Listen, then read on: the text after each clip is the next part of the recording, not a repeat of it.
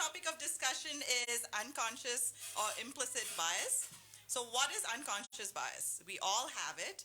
What can we do about it? To answer all these questions and more is our guest who needs no introduction, Mitali Paul. That's my drum roll for you, girl. Right. How have you Thank been? you. It's been such a long time. I haven't know. really like. I think the last time we did something together was in December or something. Oh my or gosh. maybe longer than that. So I don't remember. But thank you for having me back, and excited to talk about this topic. Yes. And when I suggested the topic, you were like, "What is that?" I wish you had seen the expression on my face. I was like, I had no clue. I'm like, what is this? I need to look up and look at the topic and see what it's all about. Yeah. It's so interesting, and I'm really looking forward to this hour of discussion about it. Sure. I am too. And the surprising thing is that we all experience it. We all even have it. And it's just, as we talk a little bit more and go through some examples, today you'll realize how common it is. We just, didn't have the terminology or the words for it, right? Okay. So when you think about stereotypes, that is something that people are more familiar with, right? Right. You associate certain traits or certain characteristics with a group of people. Could be based on race, could be based on ethnicity, could be based on gender. We just make certain assumptions, and those are stereotypes, right? So a lot of times the stereotypes, what we're making, are kind of conscious, like we're aware of those stereotypes.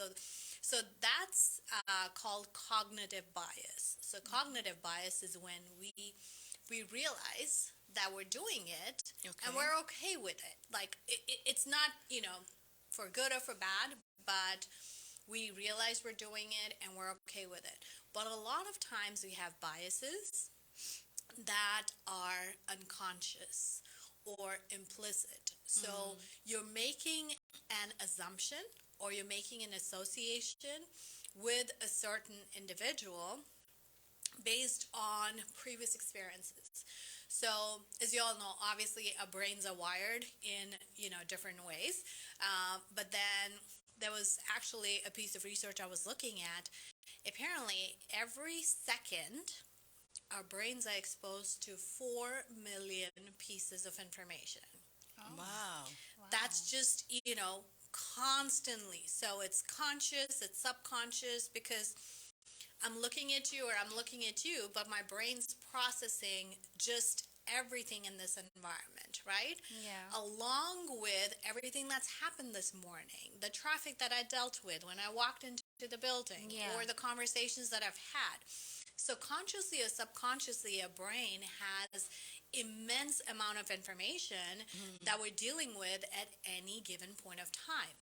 So we develop, and again, we're not consciously doing this, but our brains are creating shortcuts to go through this information in the quickest and most efficient way possible. And the only way to do it is to find similarities or commonalities between different pieces of information and connect it, right? Okay. And so those are called like shortcuts, right? So we're creating these neural pathways in our brain based on our previous experiences, based on the information that we're exposed to, based on all of our conscious and unconscious biases.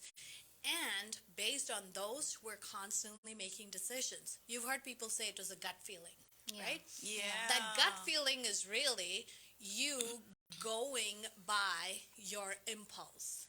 And the impulse is a result of pretty much, all the biases that you have, all the information that you have in your brain. So you can kind of imagine how important it then becomes to think about what exactly is unconscious bias? What are the biases that I individually have, and how does it impact how I think, how I look at people, how I interact with people, how I make decisions that are impacting other people based on my biases, which I may not be aware I have. That's how important it becomes to start thinking about, unconscious bias. Wow. That's pretty. Yeah, it's pretty deep, right? It is. So, unconscious bias or implicit bias, if you have to look at the definition of Yeah. it refers to unconscious forms of discrimination and stereotyping based on race, gender, sexuality, ethnicity, ability, age, and so on. It differs from the cognitive bias, which is more predictable.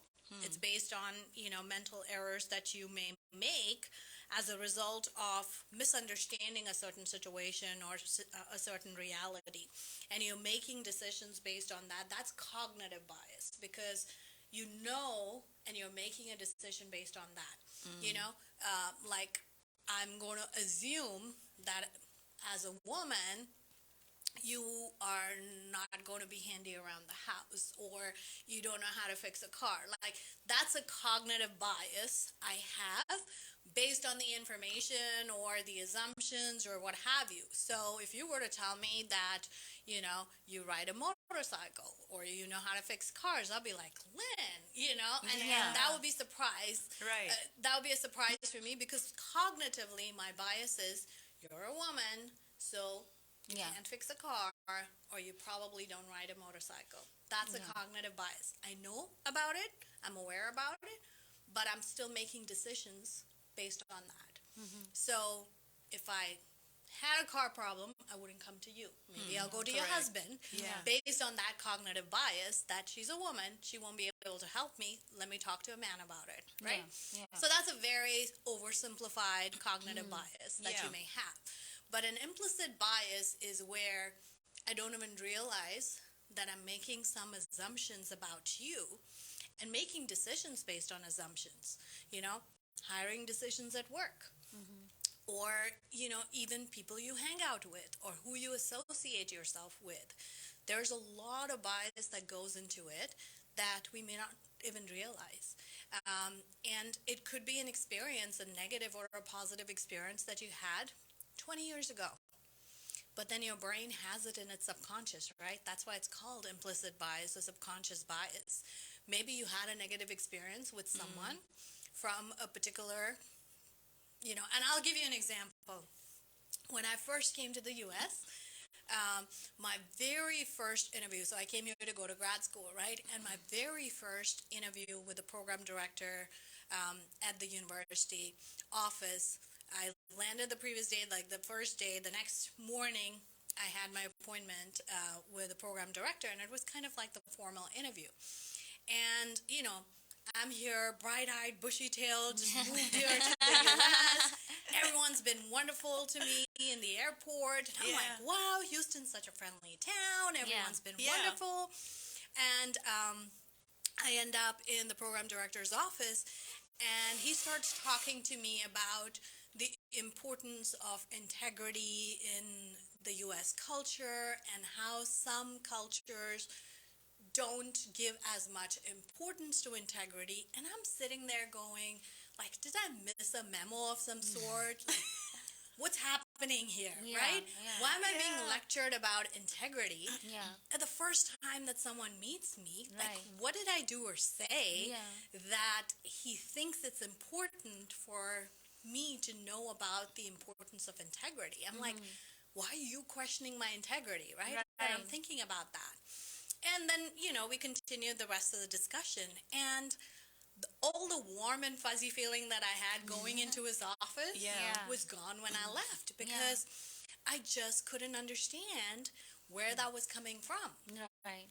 And so then, at a much later time when I spoke about it, it kind of left me a bad feeling in my mouth. And I was like, maybe I made a wrong decision, in choosing this program. Maybe I almost thought I was going to transfer out and look at other programs because it really, really impacted how I felt, right? And then later on, I learned that the program director had actually had a negative experience with some international students previously who were from India. Yeah. And they had misused, he'd given them the opportunity to be a teaching assistant. They had misused some of the university resources and, were photocopying material, which was, obviously not appropriate. And so in his mind, he had just made up his mind that every student from India has no integrity and is going to take advantage of the system. And I had no idea about this, right? So I'm coming in wondering, like, where's this coming from? What did I do to deserve this? And for him, it was just because he had made that association in his mind. He just assumed that everyone was going to be that way. And so he wanted to, set those expectations right at the beginning. And so it took me several months to actually, let go of that feeling. And at least when I understood where he came from, I could understand why he said what he did. Did I forgive him? It took me a longer time to forgive him because I was like, you should know better. You're an academician, right? But anyway, so that's kind of an example where, and he may not even have realized he was doing that, because in his mind, that bias was there. It was formed by his personal experience, and he just jumped to that assumption and, made that stereotypical assessment and kind of, went on from there. So, when you think about implicit bias, you think about what causes it, right? So we just heard about, talked about a couple of examples, and it could be sometimes it's because of personal experiences that you've had. Even maybe 10, 15 years ago, you had an experience, and it stays within your mind, and you just make that association. So there's, we, as I mentioned in the beginning, our brains try to seek a pattern. And at the back of our mind, our minds are always working. Even when you're sleeping in REM, that's how we have dreams, because our brains are constantly working, right? They're working on different memories. So we're always seeking patterns, or our brains are always seeking patterns to make different associations, right? And then we try to create shortcuts and make things easier to make those decisions. And then there's also social conditioning, right?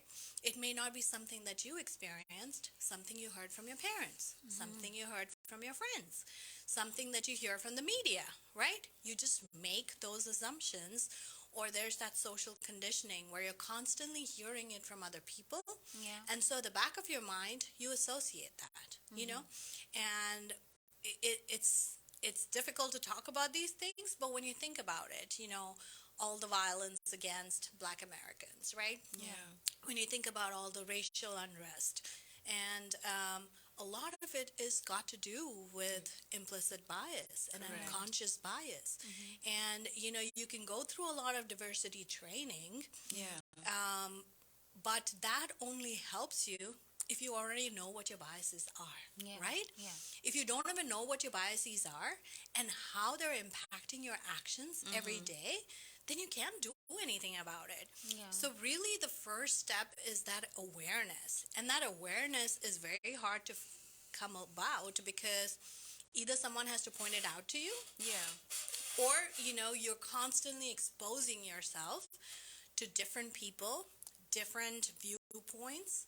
And that's why, it's like we have this whole, Fox versus CNN, or, you have different camps, right? You always have different camps, and you only want to listen to things that validate what your beliefs are. So true. And that just continues to strengthen your biases, right?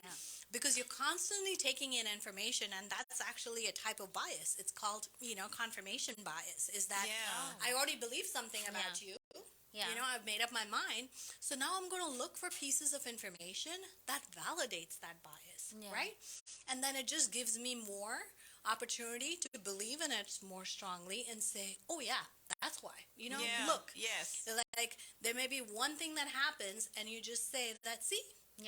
That's one incident. That validates what I just said, right? Exactly. And so it just makes it worse.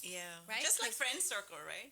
Like even sometimes you choose friends that are like have similar thoughts, or and we say, oh, we like we gravitate towards those people, or we because we have things that we both have the same thoughts and common, right? But sometimes, and then we don't like someone who's different and challenges us. Yes, yeah. Like, Who doesn't agree, right? Exactly. Yeah.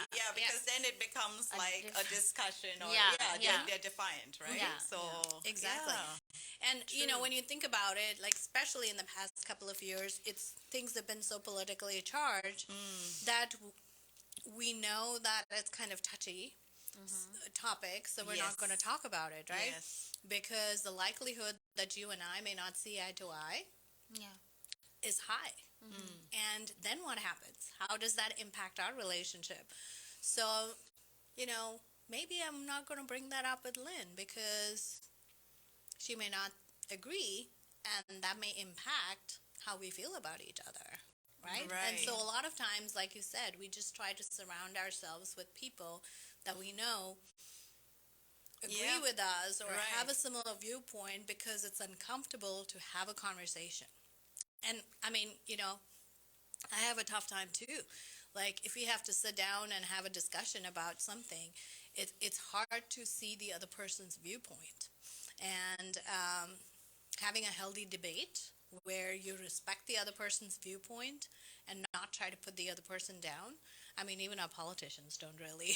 No, not at all. Yeah. Everyone struggles with it, right? Yeah. And that's because of all of these conscious and unconscious biases that we have, which are constantly making us, do certain things in the way. So is it harder in the work environment, you think, compared to... Absolutely. Yeah. Absolutely. Because, in the workplace, you're impacting people's livelihood, right? If you have biases and you're a hiring manager, right? A lot of times I may make assumptions looking at someone's resume, looking at their name, right? Yeah. If it's a name that you're not familiar with, or if you've already associated certain traits with a certain culture, again, maybe we just assume Asians are really good at numbers. Yes. Or they're very brainy, right? Yeah. And maybe this particular, and maybe you have 2 resumes that you're looking at and 2 employees that you're considering for a promotion, right? And maybe one person's white and one person's Asian, and it's a financial position. The likelihood of you making an assumption and making a decision, and you may not even realize it. Yeah. Because you're interviewing both, but you're looking for confirmation and validation because you're already assuming the Asian is smarter in numbers than the white person, right? And you may end up giving the job to that person because of that bias and not strictly based on qualifications. And so to avoid a situation like that, that's why you have to have that awareness of I may be making a decision on gut feeling and not on facts, right? So always, a situation like this, you would want to compare both the candidates based on exactly the, the competencies required for the job, and then looking for accomplishments or examples of that individual having demonstrated those competencies on the job and not on, what you think the person's capable of. Yeah. The same thing, you'll see, there are people that can talk themselves out of any situation. Right. And there are others that are not so extroverted. Yeah. And when they get into trouble, they can't really talk themselves. You'll see that with your kids, right? There'll be some that'll talk their way out of anything because they're just good at doing that. And, and then there would be someone else that can't, and because you already have that bias, towards someone, and there's actually a term for it. You have the halo and the horn effect. That's actually a bias, a type of bias as well, where the halo effect is you just think that person's wonderful, right? Maybe it's your favorite child, maybe it's your favorite, somebody, your best friend or what have you, right?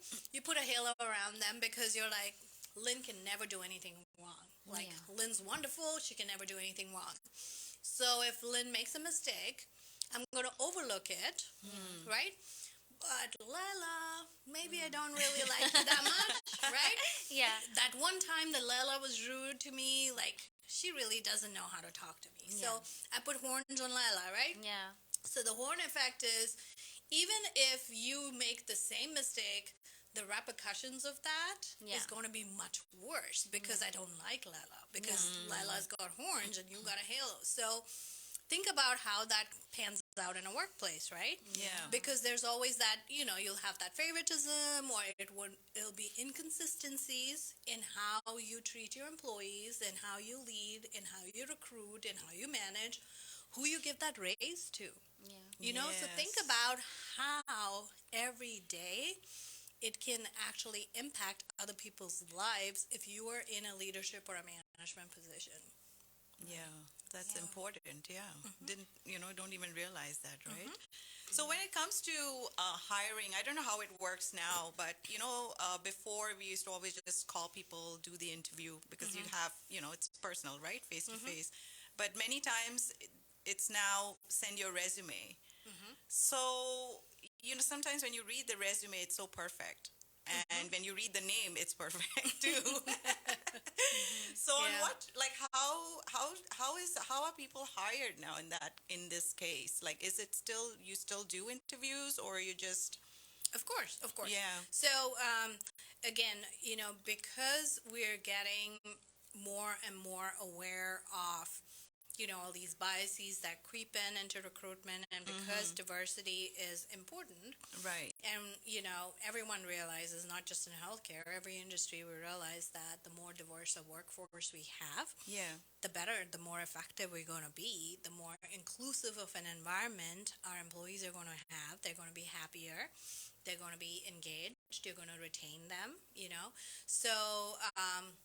So there's, bias is just one of the factors, but, there's so many other diversity related factors that employers now take into account.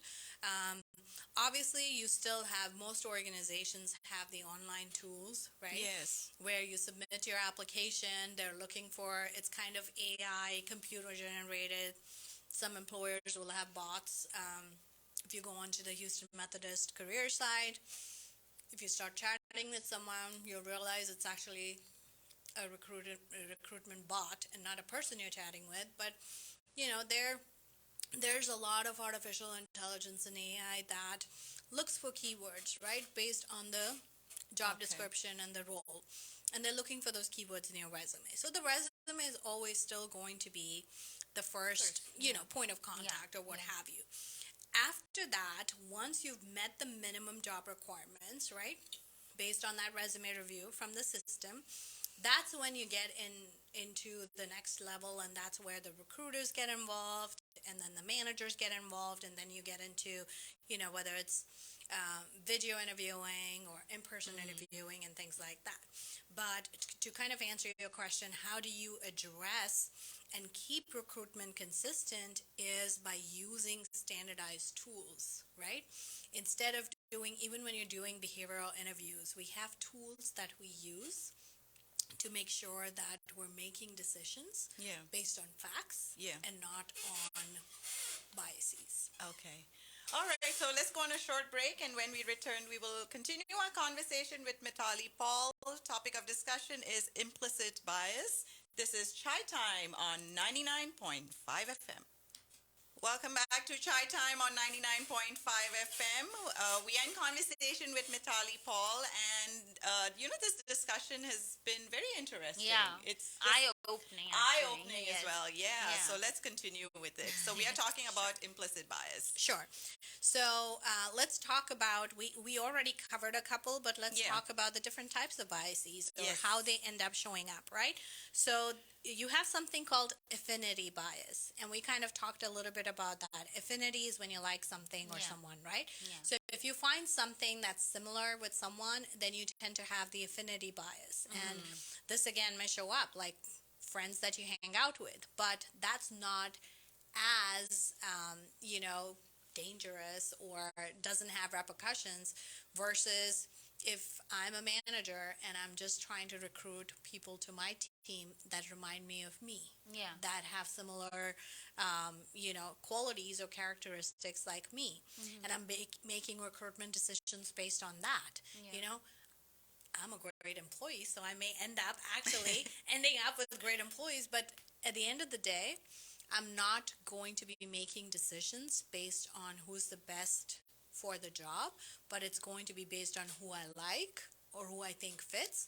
And then the risk of that is you end up having a team that is very similar, right, in characteristics and skills, and it's not a diverse team. Yeah. And then I end up with a yes team, right? Yeah. Because everyone's like me, everyone, and we may not make the best decisions for the organization.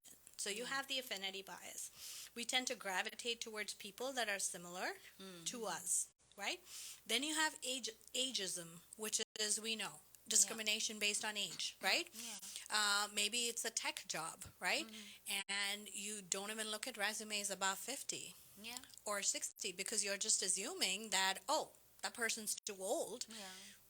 It's an IT job or a tech job. We need someone younger. Yeah. Well, you could find someone younger, but they may not have the best skill set. Just because they're younger doesn't mean they're better at something, or just because they're older doesn't mean they're not good at something. And you see a whole lot of ageism. Yeah, and speaking about that, it just occurred to me that a friend of mine, a school friend of mine, she, I don't know, like she's based in London, and recently she posted on social media that she got a job as a flight attendant for British Wow. Airways. That's amazing. That's Right? great. Because Yeah. when we were young, like I remember my cousin who wanted to be a flight attendant. She had to Yeah. be certain age, she had Yeah. to walk, she had certain height, Yeah. all of those Yeah. things. And Yeah. you couldn't be, if you're past whatever Certain age. age, Yeah. You had to cannot. retire. Yeah. You had So to retire in your Yeah. 30s or Yeah. 40s. Yeah. Right. So I was like, you go, girl. I mean, Yeah. because she's like, okay, my kids are grown up now. And, I have always been there for my family. And now I want to do something for myself. And she wants to travel, but at the same time work and things like Yeah. that, right? But I'm like, Yeah. wow.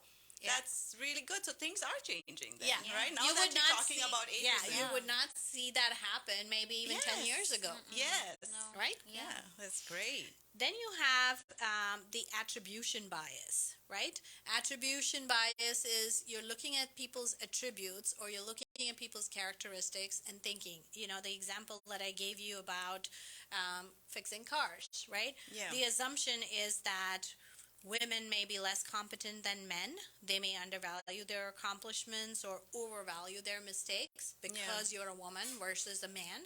That's called attribution bias. It also kind of ends up being, the gender bias thing also comes into play there. But an attribute doesn't have to be gender related. It could be certain race.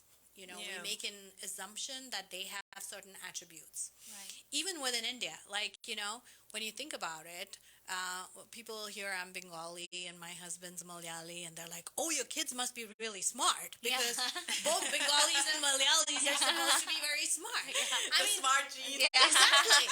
And, think about my poor kids. Yeah, if yeah, they the weren't pressure. smart, they would live their entire life thinking like, why am I not smart? Because I have apparently two very smart parents, right?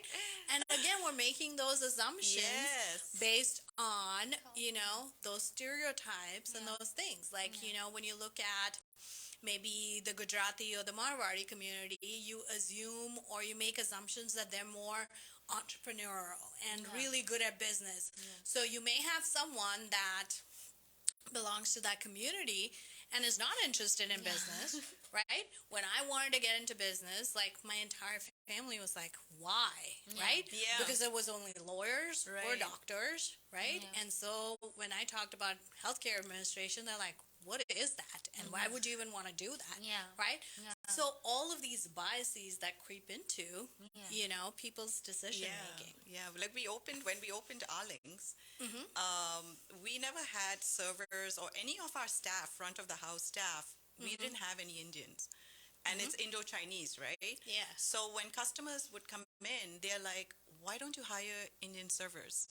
because they know our language, they know your food. So it's the assumption again that these people don't know anything about your food. Yeah. But they don't, not realizing, I mean, you can train them, Exactly. you can get them to taste the food and get them to know our culture as well. So they're learning at the same time while they're working. So we had that, people asking us like, they don't understand our culture. They don't understand your food. If we ask them for something, if we ask, what is a Hakka noodles, or, they don't even know how to explain it. I said, no, we train them.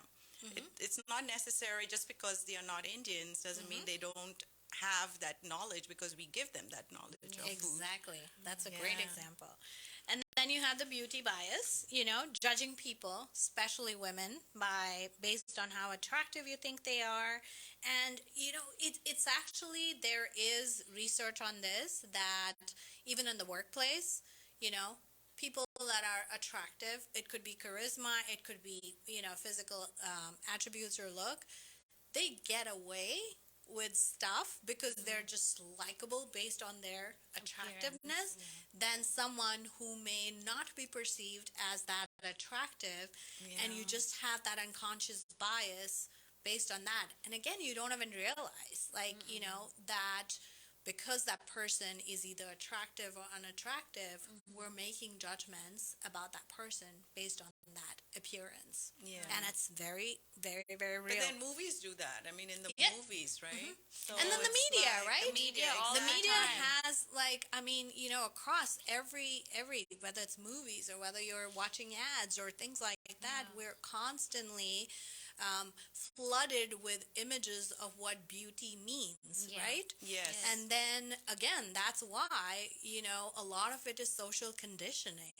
It's not you're a bad person. If you have biases, it doesn't make you a bad person or an evil person. Correct. It's all the all the information that's coming at you that you're constantly, creating all these biases at the back of your mind. Right. And that's again where it's important to have these conversations and for people to understand this and say, like, how do we redefine beauty? And we've been seeing some of that in ads now, and that's really nice to see. Like, beauty doesn't just mean white skin. It could be dark skin. Yes. It doesn't have to be that you have, what was that cliche, 36, 24, Yeah. 36. They're showing different body types. The Barbie doll amazing. body, It's right? changing. And that's not just your definition of beauty. That, you could have scars, you could have, things like that. Then you have the confirmation bias. We talked about this, where you already have a tendency, you favor certain information, and then you're just holding on to that, and you're always looking for things to validate, to say, see, I told you so. I know that this person is like this or that based on this bias that I have, but I'm always looking for information to confirm that. Then you have conformity bias, where you have common group settings where people are influenced by others. It's kind of like the group think, right? So maybe you have a very strong voice in your friend circle, right? And your biases then start influencing other people in your friend circle. And they may not realize it, but because they're hearing it from you, they're seeing how you interact with people based on that bias, how you act on that bias, and then everybody else starts doing that without realizing it, and that's the conformity bias. And then you have a couple others. The gender bias we talked about, the halo and horns effect, we talked about that. The contrast effect. The contrast is kind of conformity is where you have things that are similar, right? Yeah. The contrast effect is when you are comparing one person to the other. So think about it. Maybe you have two kids and you're comparing the two kids, right? So you have that contrast effect, or you're biased because one child is good at something. You just assume that the other child should be good at that as well. Or you're constantly comparing them about things, not realizing that they're two different individuals. They could be in the same environment. Yes, they came from you, but again, they're two different individuals with different skill sets. And just because, they're your children doesn't mean they have to be a certain Yeah. way. So that Yeah. contrast bias also comes in. And then you have the weight bias. We talked about that a little bit offline, judging a person negatively because they're larger or heavier. Sometimes you associate that with being lazy or what have you. And then the name bias. The name bias particularly comes into effect when you're looking at resumes because technically, when you look at stats, again, people spend maybe less than 10 seconds looking at a resume. And you're looking for information on the resume, Yes. right? And you're looking for, either skills or things like that. You're looking for things consciously, but subconsciously, you may look at a name and maybe you had an awful experience with a Mitali in the past. The moment you see that name again, you may not realize, but you already got this implicit bias because you're like, I'm never going to hire Mitali again because she was just awful or had a horrible experience. So now, anytime I encounter someone with that same name, it's that Karen effect or that Mitali effect that's going to come in, right? So, I mean, it's real, it's like things like this actually happen and we don't even realize it. Yeah. And so implicit bias actually ends up leading to discrimination. So there was a really nice graphic that I saw when I was doing a little bit more research. We start off with, so the imagery was how does unconscious bias lead to discrimination, right? Yeah. So you start off with a stereotype, you make some assumptions, then that stereotype leads to unconscious bias. You have a stereotype in your mind, and that leads to unconscious bias. You're not even realizing that it's there. Then you start prejudging people based on that bias. So now that thought is turning into action because you are prejudging people based on that bias, and then you're acting on that. Right? You're behaving a certain way. Either you're including them because you like them, or you're excluding them because you don't like them. So that's when it turns into behavior. So now it's not in your mind anymore, it's out there. You're behaving based on your unconscious biases. You're behaving a certain way. Yeah. And that's when it becomes an action, and that's when it becomes discrimination because, again, whether it's positive or negative, it's discrimination because it's not based on facts. Yeah. It's not based on actual measurable metrics. Yeah. It's Yeah. based on thoughts, Your thoughts. stereotypes, biases, right? And that's, again, why is unconscious bias important to learn about? Because it turns into actions and behaviors which leads to discrimination. Yeah. Like in terms of, I'm going back to again when we first opened the restaurant, when we had to hire staff. So our mindset was only hire experienced staff, people who have the experience of serving, hosting, in the kitchen also, they have to have the skills. And skills meaning they have to be really good. Not only just chopping, and they have to learn, have really good skills in the kitchen. And it was a revolving door because people kept coming and we kept, they were walking out and it was frustrating because we kept hiring, training, and then letting go, or they just walk out. And then I guess, as the years went by, we kind of realized that people can be trained. Not necessarily they have to have the experience. Whether it's a server. We have trained so many staff who started off as a busser, just cleaning tables. Then we moved them to food runners, learning the food, carrying trays, training them to carry trays, and then going to serving, or if they want to be a bartender. So same thing with hosting too, teaching them.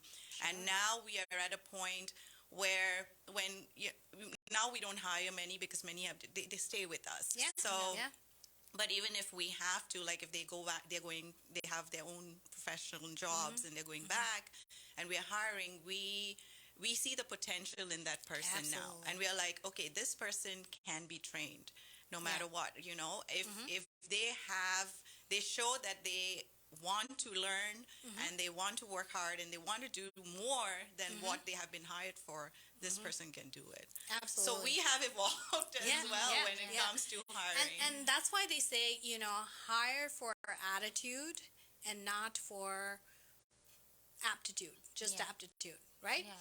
Because, now, of course, there are exceptions, right?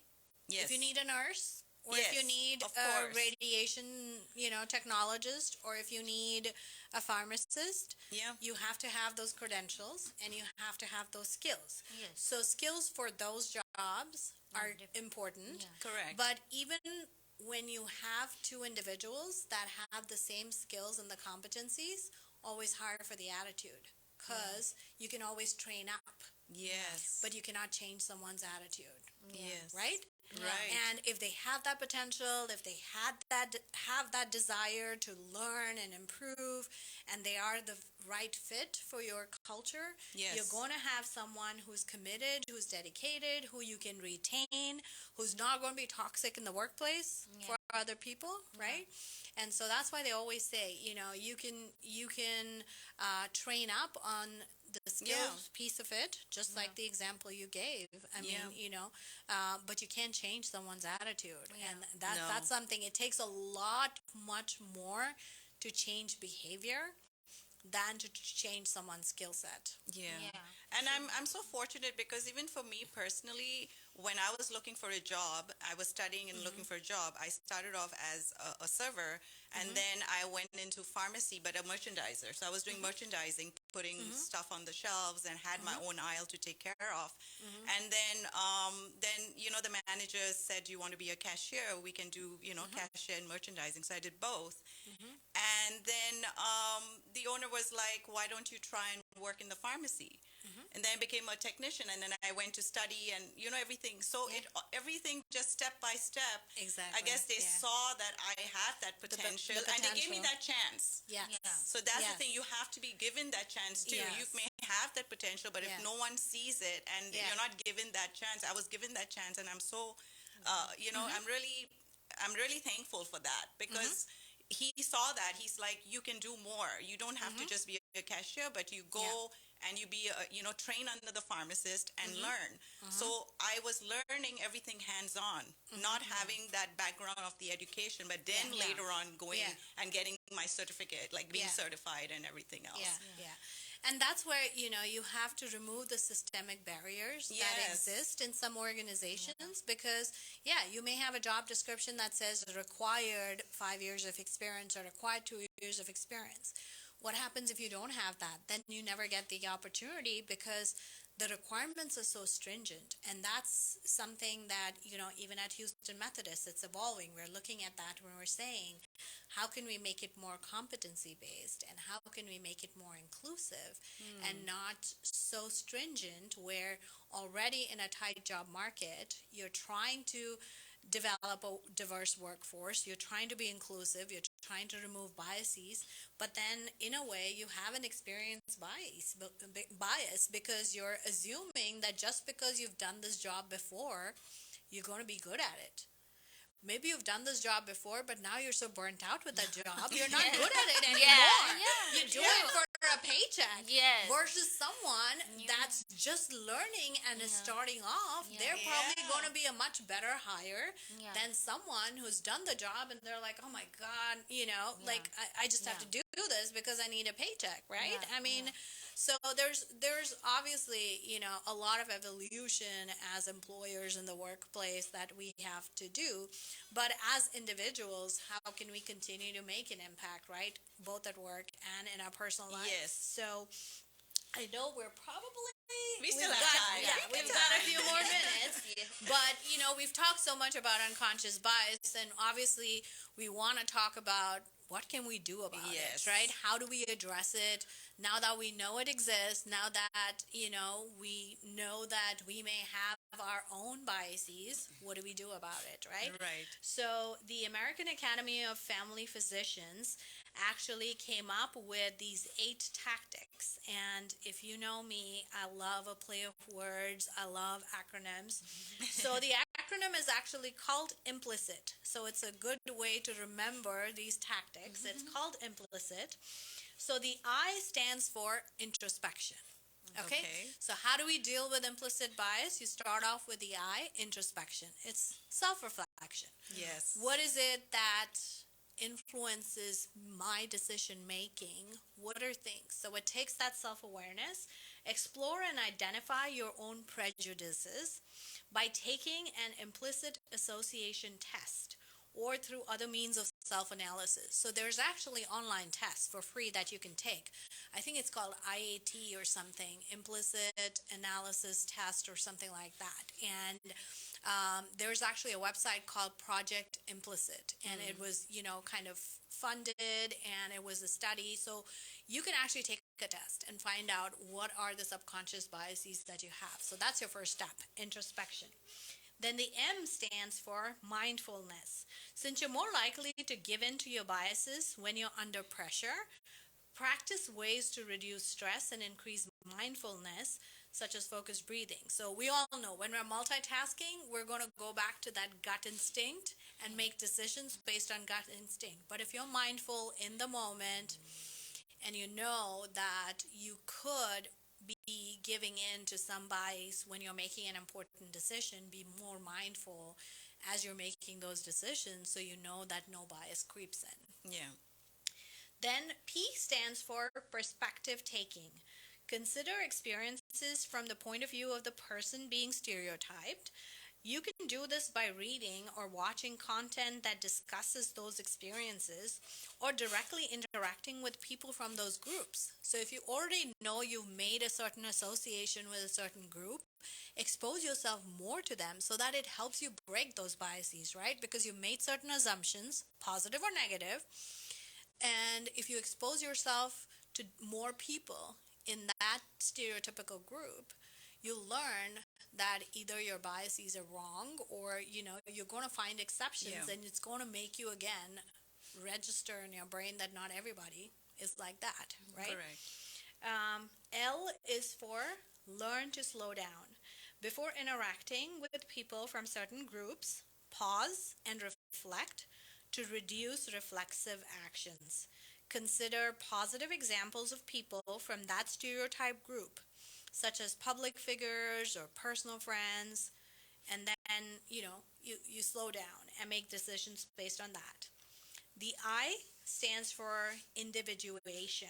Evaluate people based on their personal characteristics, them as an individual, rather than an affiliated group, right? This could include connecting over shared interests and finding mutual things. So you're judging people by who they are and not what you think they represent or they're associated with. Then C is for check your messaging. As opposed to saying things like, we don't see color, use statements that welcome and embrace multiculturalism or other differences. So don't just say, right? Do. Make sure that your message resonates in your actions and not your words, right? And that's how you're going to overcome that bias. Then I stands for Institutionalize Fairness. Support a culture of diversity and inclusion at the organizational level. And identify your group's blind spots. And then make sure you're reviewing images in your office to see if they further or undercut stereotypes. So not just yourself as a leader or as, a business owner, you look at your culture within your workplace to see what are some stereotypes we have, what are some biases we have as a group, and how do we break those? Yes. Right? Take two. T is for take two. Resisting implicit bias is lifelong work. You have to constantly restart the process and look for new ways to improve.